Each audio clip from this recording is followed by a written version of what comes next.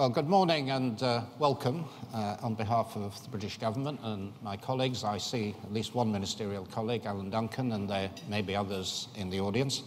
And can I just start by thanking the sponsors, AMEC, Centrica, Shell in particular. Essentially, the purpose of these gatherings is to introduce you to what Britain has to offer in the sector that we're discussing. We're showcasing the country, I think, with good effect, giving you an opportunity to network, develop partnerships and relationships. But I'd like to start, as Laura said in her introduction, I have a bit of a background, I wouldn't claim too much for it, but a bit of a background in the industry. And the particular perspective I had was involvement in what we called certainly in Shell scenario planning, or forecasting the future. And I think that's a good place to start, because it's a reminder that we're in an industry where there's a very high level of uncertainty. Scenario planning came into its own in the early 1980s, because after the 70s, and many of you will remember, oil shocks, very high oil prices, an assumption that in many quarters that this is, of course, just going to go on forever. There was a development of theories about the world imminently running out of oil, the then equivalent of peak oil theory. And of course, a lot of people just assume that this bonanza will go on forever. But some cautionary voices said, well, actually, think a bit more carefully about this. Think about the things that could happen, and you may finish up in a very different world with low oil prices, which, of course, is what indeed happened. And I think it's useful to start off with that cautionary note, because we are in a very uncertain world. The purpose of this conference is to tease out what some of those uncertainties are. But just to quickly summarize some of them, I think we all assume, and probably rightly, that the world is driven by fairly rapidly rising demand, much of it coming out of Asia, and that may indeed be true. But we've all learnt with the big financial shock a few years ago that nothing is predictable in the world of economic growth. Uncertainties are massive. We can't just assume that that will happen, though it probably will. And if we also think about demand and the relationship to price, a period of high prices inevitably gives rise to consumers changing their behavior, switching between products, using energy-efficient methods in industry or households, or simply stopping consuming. So a period of high prices produces its reaction.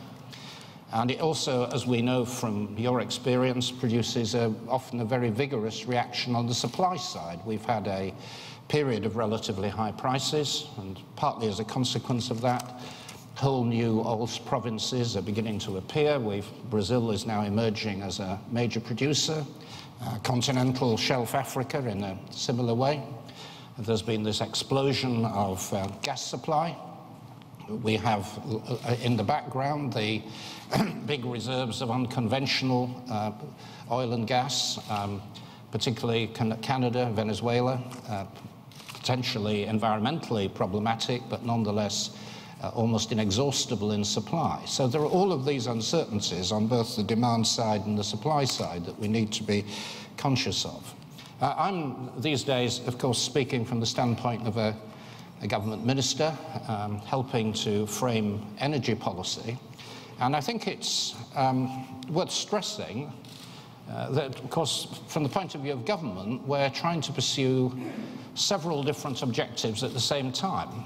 I think I often find frustration in business. Why doesn't the government give us clarity and certainty? But actually, it's because we are necessarily trying to pursue multiple objectives. And just to summarize the main ones, first of all, we're trying to achieve growth. We're trying to get the maximum value out of our resources. In the UK's case, a very strong upstream sector, but also supply chains.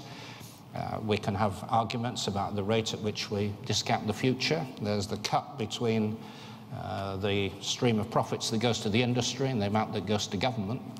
So simply saying we're trying to maximize the value of our resource begs quite a few questions, but that's clearly our first objective. How do we get the British economy growing, and how do we utilize this valuable resource to do it?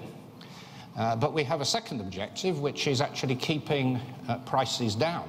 Competition, concerns for consumers, whether it's fuel poverty or industrial users, who we want to keep competitive, so there is pressures to keep prices down. Thirdly, we have worries about energy security, all countries do. So we want to maintain diversity, and the question is what price we pay for that diversity.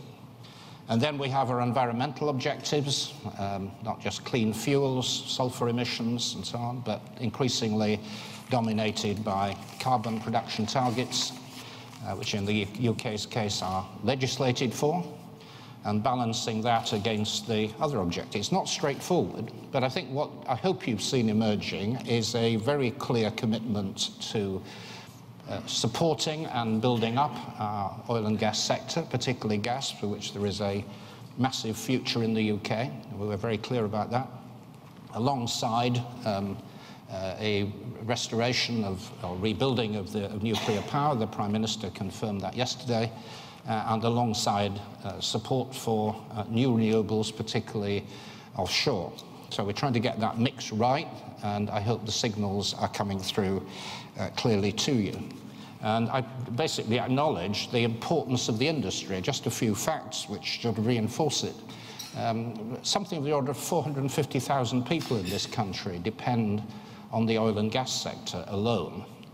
It's about a quarter of government's corporation tax. You know, these are good reasons for us to take it seriously and to value it and to give it support, which we do. Just to summarize some of the issues that I guess you'll be touching on in your discussions. First of all, we're very well aware of the close interest that's played in the tax regime for the North Sea, absolutely fundamental. We know there was some concern in the budget in 2011. We hope we've addressed some of those concerns. We have established now a fiscal forum, so that if there are any remaining concerns, they can be properly addressed through dialogue. I know from the conversations I've had this morning that there are continued pressures in the industry to have different treatment of field allowances, for example. The important thing is not to come out with a right or wrong answer here. It's merely to make it clear to you that the government is all ears. We are listening. We are willing to respond to carefully made arguments within the industry. I think a second issue I would want to stress, given the particular departmental responsibilities I have, are for the supply chain.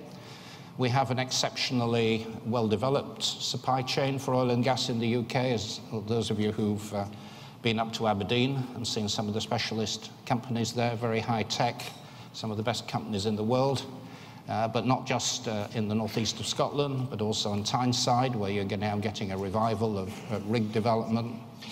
We have a very good supply chain, but there are gaps in it.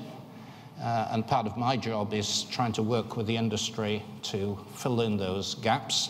There was a meeting a few months ago, which I convened with Charles Hendry, who's Minister in DEC, to address those questions. We've established what we call an Advanced Manufacturing Supply Chain Initiative to provide government funding on a limited scale. And we, as you know, we have budgetary constraints here, but a limited amount of funding to help co-finance some of the investments in the supply chain, not just in the car industry and the aerospace industry, which are the main candidates for it, but also in this sector as well. And I think the third point I would mention in terms of the kind of policy ideas that come out of this discussions here are trying to identify those areas where Britain has a really distinct competence, where we have something particular to attract overseas partners. And I would summarize them as following. I think, first of all, we have companies here which have probably unique abilities in terms of design and operating and management very complex projects. I mean, the industry has, of course, a range of challenges, but here, partly because of the history of the North Sea, complex project management is certainly one of the unique skills, or certainly one of the scarce skills that we have here. Another is operating in very difficult, challenging environments, or certainly difficult physical environments. And another that I would stress, and it's the point that I make to all of the industry gatherings, is I think what you will find in the UK is an almost complete absence of economic nationalism. You know, we are open to foreign investment. We welcome overseas investors here. There is no discrimination, no wish to discriminate. We're an open economy. We value overseas investors. We are open to technology. We are open to private enterprise. We're open to business in a slogan. I think we do recognize that in capitalizing on those characteristics, we do have some serious challenges. One of the points that's often made to me in groups of this kind is that there are skill bottlenecks. We recognize that, and there's a skill bottlenecks at different levels.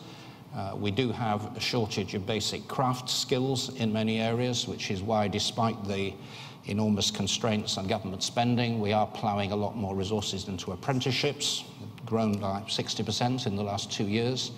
That will gradually feed through into the supply of scarce skills. And at a graduate level, despite the very difficult reforms that we've had to introduce into higher education, our analysis of this year's applications for universities going into September, October, is that the biggest demand is actually for engineering. People looking at their future careers, deciding that engineering is probably the best field to be in, and associated sciences. So that we do recognize the supply problem, and we're trying to address it. So can I, again, just thank you for being here. I look forward to, I shall be coming into several of the sessions and talking to you again at lunchtime. I hope that out of the discussions you have, there are some real insights and there are some real relationships, and hopefully some good business is done here. Thank you very much indeed.